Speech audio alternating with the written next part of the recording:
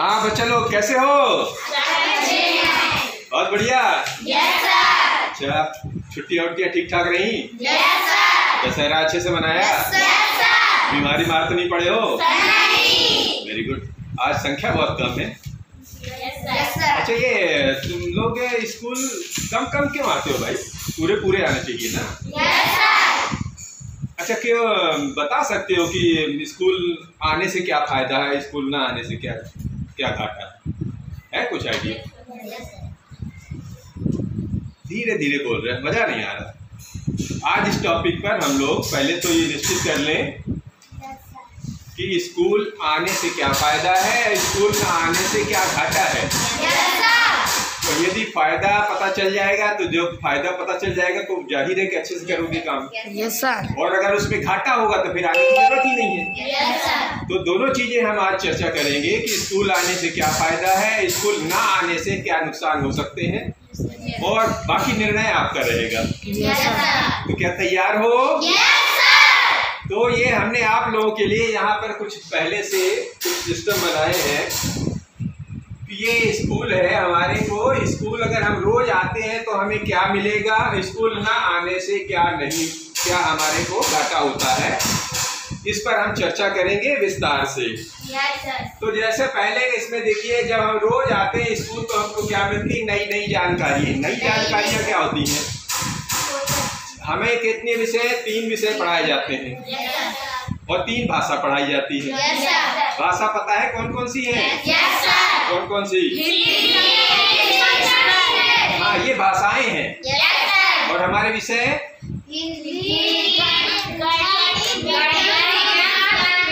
पहले आएगा सामाजिक विज्ञान, फिर विज्ञान, और उन सब में टॉप पर आएगा गणित।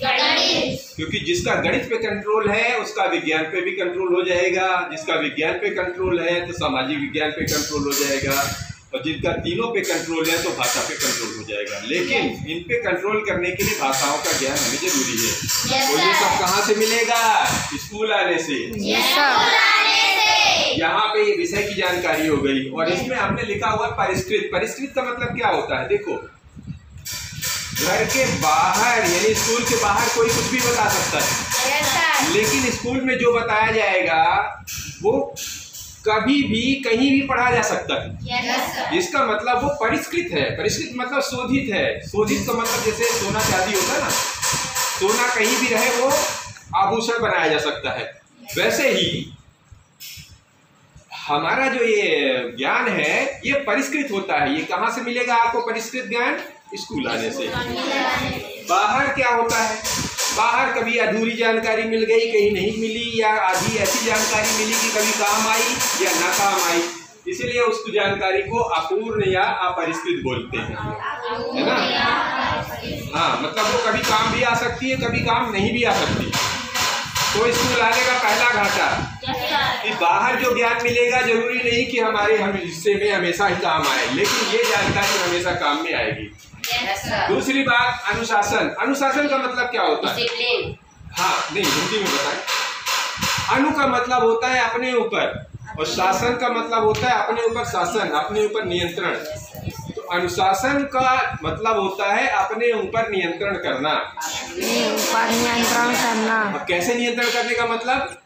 यहाँ पर जब तुम लोग स्कूल आते हो तो तुमको बताया जाता है कितना काम करना है, ऐसे करना है, कैसे कैसे करना है, क्या क्या नहीं करना है। तो ये इसका मतलब है हम दिशा निर्देश दे के आप लोगों को बताते हैं कि क्या क्या आपके जीवन में उपयोगी है, क्या क्या नहीं उपयोगी है।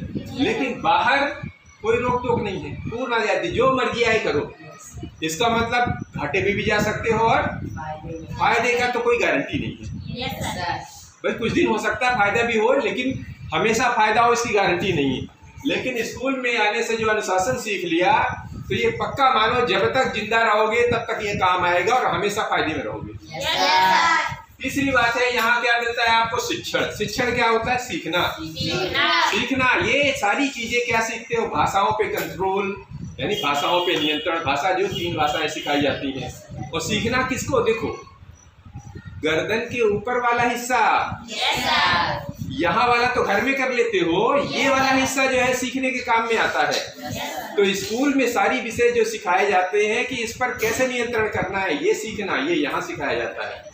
और बाहर क्या होता है, बाहर भरण पोषण होता है, मतलब इसका कितना इस्तेमाल होगा कोई गारंटी, लेकिन इसका इस्तेमाल ज्यादा करते हो, यानी इसका भरण पोषण करते हो, लेकिन शिक्षण में नहीं लेते हो। तो स्कूल में क्या सिखाया जाता है, इसके ऊपर कैसे आपको मेंटेन करना है, यानी दिमाग को विकसित कैसे करना है, ये सिखाया जाता है। फिर जब ये सीखोगे तो तुम्हारा क्या होगा, दिमाग विकसित होगा।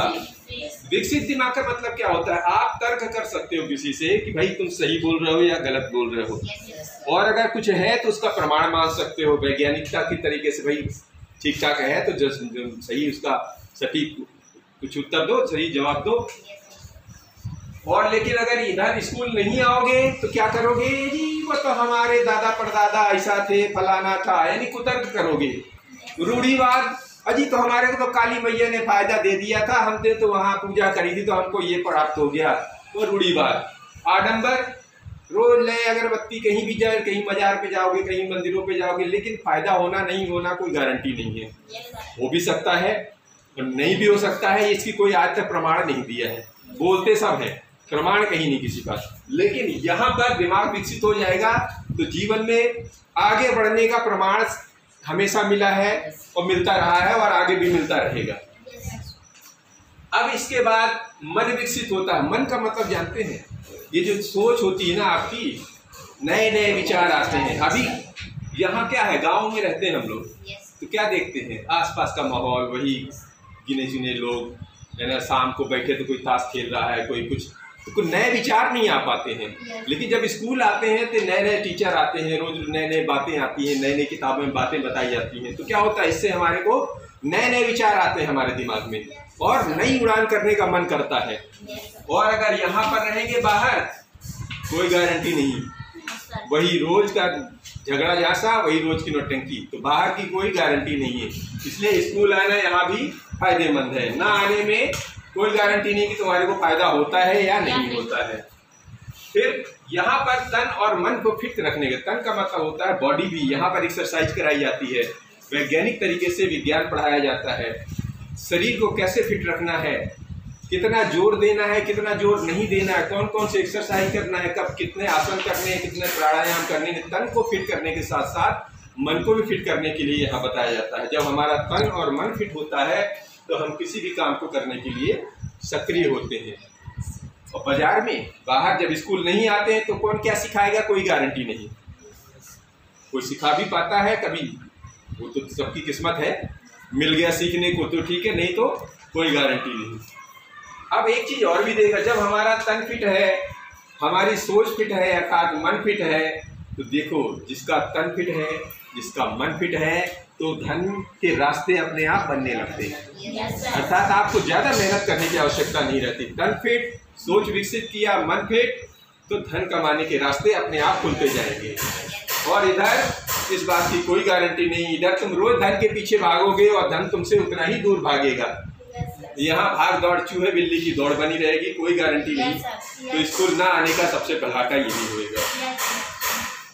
स्कूल आओगे तो यहाँ जीवन में जितनी भी चीजें उपयोगी जानकारी होती है, यानी पढ़ाई के अलावा भी जीवन में हमें क्या क्या काम आ सकता है, कौन कौन सी बातें काम आती हैं, लोग कैसे कैसे इस्तेमाल करते हैं, सारी चीजें, अर्थात जो साम दाम दंड भेद जो कि समाज इस्तेमाल करता है, उन चीजों से निपटने का तरीका, उन चीजों से जूझने का सही तरीका, किताबों को पढ़कर टीचर और सारी चीजें यहाँ पर आपको सही जानकारी देते हैं।